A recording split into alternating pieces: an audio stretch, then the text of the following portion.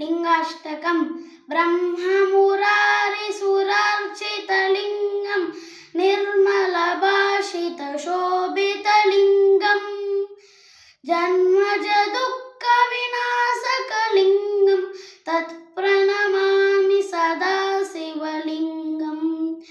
देवमुनिप्रवरार्चितलिङ्गं कामदहनकरुणाकरलिङ्गम्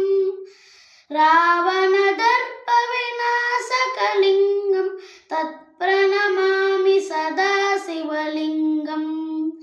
सर्वसुगन्धसुलेपितलिङ्गं बुद्धिविवर्धनकारणलिङ्गं सिद्धसुरासुरवन्दितलिङ्गं तत्प्रणमामि सदा शिवलिङ्गम् कनकमहामणिभूषितलिङ्गं फणिपतिवेष्टितशोभितलिङ्गं दक्षसुयत्नविनाशकलिङ्गं तत्प्रणमामि सदा शिवलिङ्गम्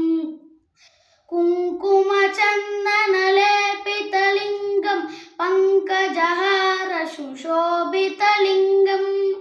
सञ्चितपापविनाशकलिङ्गं तत्प्रणमामि सदा शिवलिङ्गम् देवगणार्चितसेवितलिङ्गं भावैर्भक्तिभिरेव च लिङ्गम् दिनकरकोटिप्रभासितलिङ्गं तत्प्रणमामि सदा शिवलिङ्गम् अष्टदलोपरिवेष्टितलिङ्गं सर्वसमुद्भवकारणलिङ्गम्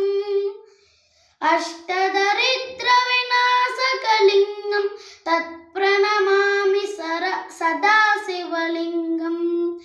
सुरगुरुसुरवरपूजितलिङ्गं सुरवनपुष्पसदार्चितलिङ्गं